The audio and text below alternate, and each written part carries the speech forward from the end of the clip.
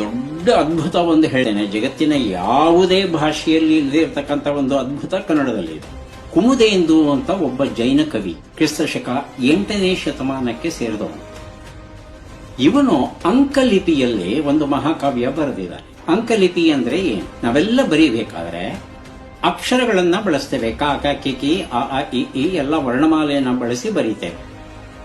ಆದರೆ ಕುಮುದೇಂದು ಅಂಕೆಗಳನ್ನ ಬರೀತಾನೆ. 2, 3, 5, 6, 7, 8, 10, 12 ಹೀಗೆ.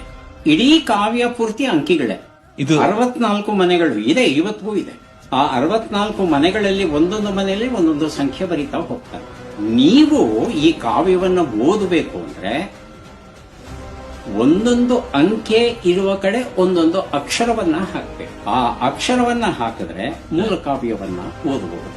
ಮೂಲ ಕಾವ್ಯ ಇರೋದು ಅಚ್ಚ ಕನ್ನಡದಲ್ಲಿ. ವಿಶೇಷ ಏನು ಅಂದ್ರೆ ಆ ಮೊದಲನೇ ಸಾಲು ಇದೆಯಲ್ಲ, ಮೇಲಿಂದ ಕೆಳಕ್ಕೆ ನೀವು ಓದ್ಕೊಂಡು ಬಂದ್ಬಿಟ್ರೆ ತಮಿಳಲ್ಲಿ ಕಾವ್ಯ ಓದಬಹುದು. 2ನೇ ಸಾಲು ಅಂದ್ರೆ ತೆಲುಗು, 3ನೇ ಸಾಲು ಅಂದ್ರೆ ಮರಾಠಿ, 4ನೇ ಸಾಲು, 5ನೇ ಸಾಲು, 6ನೇ ಸಾಲು ಹೀಗೆ ಅಡ್ಡಡ್ಡ ಓದಿದ್ರೆ ಸುಮಾರು 500 ಭಾಷೆಗಳಲ್ಲಿ ಓದಬಹುದು ಒಂದೇ ಕಾವ್ಯವನ್ನು. It's a master piece.